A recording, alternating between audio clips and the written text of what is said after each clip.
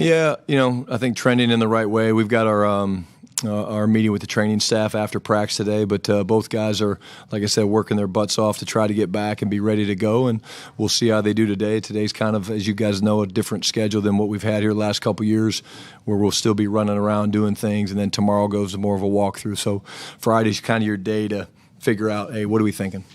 What does it say about those two guys that when they got hurt, we thought they would be further along before they come back, and now they might be here for the opener? It raves about them and their competitive spirit and just the work that it takes. These things don't happen overnight. Trayvon's a guy that, really, truly, when he came back and started working closely with Britt and the trainers, just took huge leaps and strides, and so proud of him for the way he's attacked this injury and how bad he wants to get out there and play. We have to make the decision of, is he ready to go? He is certainly pushing to do that. And then, when the thing happened with Guyton, we weren't sure. We thought it could be much, much worse. But we also thought this thing could drag on first couple weeks. But these guys have not missed a beat, man. They're here all the time. Players' days off. They're in here getting treatment, and they've all had the vision of getting back. Why? For their brothers. Not to play the Eagles, but to get back here for their brothers and to be part of the team. One more. How hard has it been to try to manage snap counts and practices, because you're not sure if you're going to have them, and you got to obviously prepare for a game? Yeah, we do. We do that no matter what, whether guys are healthy or not. You always have to find ways to get guys reps and different things like that. But it's a good problem to have, not a bad problem to have. Brian, Todd Archer with ESPN. You've wanted to be a head coach for a long time. You're closing in here on a couple of days beforehand. Have you thought much about what you're going to say either the night before to the team in the hotel or right before the team goes out onto the field? No, not really. I think here's the way I view this, and it's funny, I actually caught myself doing this the other day, our bonus Monday. I kind of called the team up, and I kind of got a little fiery and excited about, playing the Eagles and, prime time and all that stuff. And I went to bed that night. I was like, what are you doing? Like, you know better than that. Because honestly, the way we approach things, Todd, is every game we play is just another championship opportunity. It's just another championship opportunity. We get a chance to go out there against the Eagles. You don't get extra credit for beating the Eagles in Philly on primetime than you do for beating the Giants at noon in AT&T Stadium. So what I don't want these guys to do, and I think the coaches are a big part of this, is go in there and try so hard. Oh, we're playing the Eagles. I'm going to do so hard. They're going to make mistakes if they do that. Play free. It's football. Fly around. Love being around with your brothers, man. Just run to the football. Celebrate. Have fun. And so, again, it's going to be pretty consistent throughout the course of the deal. We're guaranteed 17 of these. This is the first one of that. I think our guys will play well. But again, that's kind of going to be my message most weeks. Dak used the term super excited, I think, 15 or 16 times in the time we talked with us. What's your level of excitement to see what Pickens and Lamb can do for real out there in a real game? I'm excited. I'm excited. I'm excited to watch those guys every day in practice. It's fun to watch those guys. But what I love, Todd, is I love the way they feed off one another and they celebrate one another. As we all know, there's one ball, and the ball can't go to multiple spots on a play. And we've got a lot of really good weapons. Terp's having a great, lead up to the season. We're going to run the football. We know that. And so, I'm just excited for how much fun those guys have playing the game as Cowboys. John Machota with The Athletic. Now being around George Pickens for a while, what would you say gives you the most confidence that he'll be able to hit the ground running week one, despite not playing in the preseason? Yeah, just the consistency that we see every day in practice, the work that he's gotten with Dak. It's one of those situations where, like, these guys with now having a true game plan. We didn't have game plans going in the preseason, so now having real game plans, they're throwing specific routes that they're going to be throwing in the game, so you can get a lot of very specific, refer to as me to you factor throws, where I'm throwing this ball to you, and okay, let's work out the kinks here. They've been working really, really hard on that. But the one thing I know about George is he's looking forward to the moment because he loves playing the game of football, and I think again he'll step up and play well, but also with a lot of passion come Thursday night.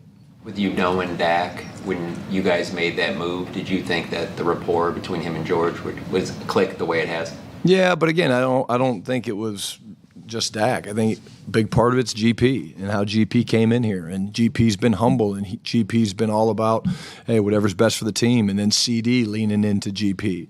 So this was never a question about Dak's ability to interact. I'm not that guy that wants one guy to connect with somebody else or anything like that. This is more about just GP's willingness to come in here and open himself up and be vulnerable with our guys in the locker room. And I'm all about guys being authentic to who they are. And so, but like I said, from day one, it's been awesome.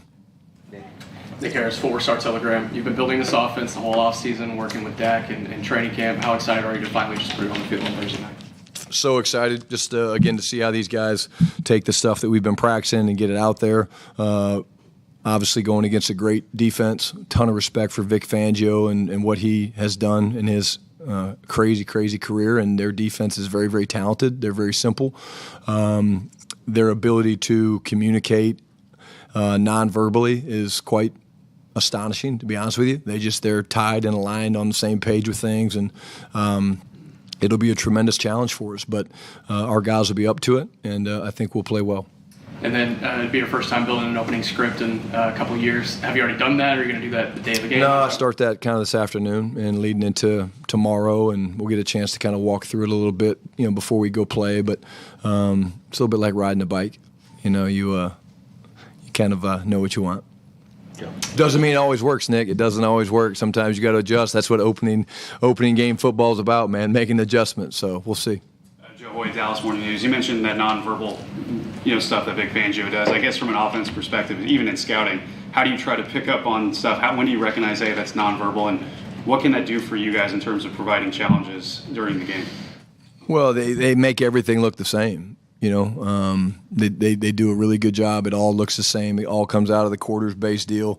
Somebody did send me, I died laughing, Vic talking to Devontae Smith before practice, one of the practices, and talk about cover two. Well, Vic's not a cover two guy, so there you go. Are they going to play a lot of cover two? Vic, shoot me a text if you're going to play a lot of cover two. I'd love to know. But again, they're well coached, man, and they play hard. But there was a situation where I think it was Washington was running a formation, and they had looked like an automatic, the formation blitz called, and Washington changed the strength, and they didn't check up, and they ended up bringing a pressure to the other side, which they need to do. And you just, as a football coach and a football savant that I was once referred to, you're like, that's really cool shit. So they're really good. And then Javonte Williams, Dak Prescott said his nickname for him is Valedictorian Tay because of how well he prepares, and he was a valedictorian previously in his life. How have you seen kind of that ability from Javonte in the meetings and stuff, and what he is able to do and translate that to practice? Well, Javonte was a little salty today. North Carolina, they had a rough start last night, and then he lost to Terp. We gave him another shot, so they both were 25 in college. So Terp beat Javonte, so TCU's up 2-0 on UNC. But it's funny, I'll tell you a quick story about Javonte. We were doing a move the ball period, I think a week or so ago, maybe one of the Frisco practices, and I kind of pulled a play that we hadn't run in a while. And I was kind of standing back behind the huddle, and I was like, hey, Javonte, you have this. And he looked back. He's like, Shotty, I got you. I got it. But, yeah, he gives you confidence. I think he gives Dak confidence. And I think that's what you love about the guy is, man, his preparation is top-notch. Patrick. Hey, Coach. Patrick Walker, DallasCowboys.com. Circling back to the offense, you were rightfully hell-bent on keeping things vanilla as possible in the preseason. 7-hour? Yeah, 7-9.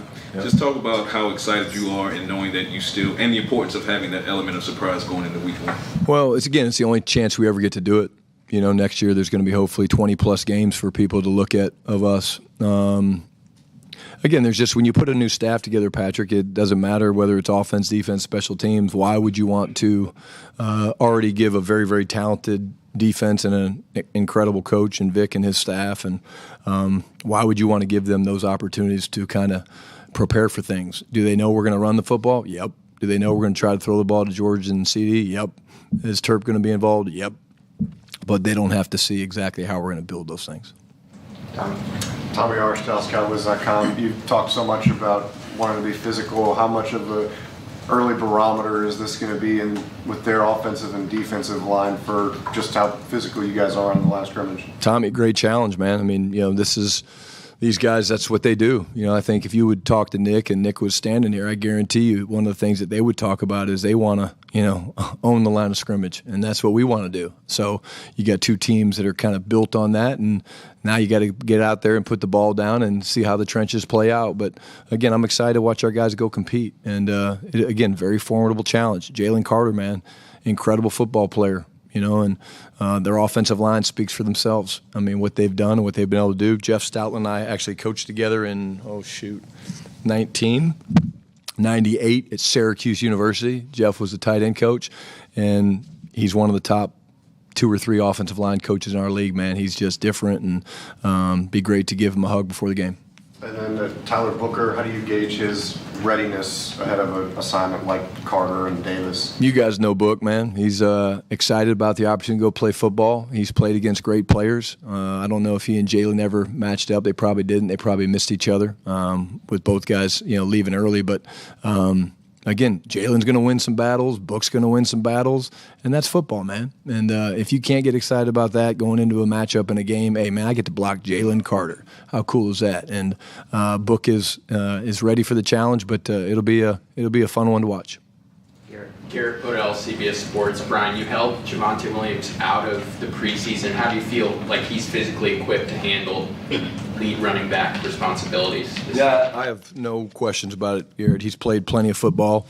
We practice very physically when we have pads on. We actually, on Wednesday, we had we were running an inside run, and safety came running down. It was actually Elijah Clark came running down, and Elijah had gotten him a couple plays earlier.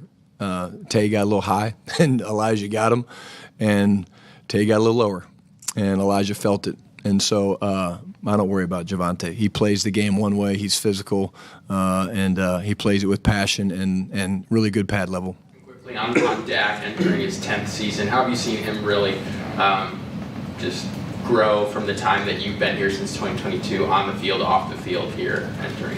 He hasn't really changed, man. I commend the guy for the way he prepares every day. Here we are. It's Friday in our world. So we're putting in red zone, 2-minute things like that. And when I tell you, when we're up there talking and installing the plays, and here's what they've done, and this and that, and just to see the guy, man, just compete in the classroom, man, writing everything down and asking great questions, and taking responsibility for different things. Hey, I might do this here or there. I mean, that's something you learn as you get older. I'm sure Dak wouldn't, hey, Shotty, I got something to add here. Boom. When he was a rookie, he probably wouldn't have done that. But now he's just so comfortable in what we're doing and in his place on this football team that you get excited when guys do that. Ed Werder, WFAA. You've talked about creating a physical identity and your determination to emphasize running the football. But if you look at this team, it looks like it's best equipped talent-wise with the quarterback and the receivers to be more of a passing team. How do you reconcile that and create the right approach? Yeah, that's a good question, Ed. It's fair. Again, you have to play physical in everything you do. Like throwing the football, you have to be physical, whether it's the protection aspect, the backs picking up blitzes, chipping some of the edges, receivers playing physical to create separation, Dak standing in there taking shots when there's free runners and things like that. But look, we want to be balanced. We want to run the football. There's got to be marriage between your runs and your passes. That's part of it. And then, again, you got to be ready to adjust. And you can be very physical as a football team and not just do it running the football. You can do it other ways. And not my statement, but somebody told me during the interview process as we were putting our staff together, they said the way that you can tell a physical football team is by looking at the smaller skill guys. And if those guys play physical, then you're a physical-ass football team. And I love that. I say it all the time. And so when I watch CD play and work in practice and dig out safeties and stuff like that, I'm like, that's pretty cool. Or Kavontae Turpin or, Kyer Elam. Some of these guys, if those guys are physical, you probably have something pretty cool going on. Last one, Todd. Back to Diggs and Guyton. If they are available to play, how mindful are you of what they haven't been able to do for a good portion of the summer? And is it easy to mix and match them? Like you see different corners play, but usually in offensive line, it's, hey, it's your 5 guys and you roll with them. You work through all that. Yeah, again, it's a little too early to speculate. I would say it's a little easier to mix and match your corners. You're right about that. You're not putting your left guard, right guard in, and then taking them out every couple series. That's not desired. But again, we'll see how today works, and we'll see how the meeting goes this afternoon. We'll certainly have a plan, but it's much more flexible with receivers or DBs than it is with linemen.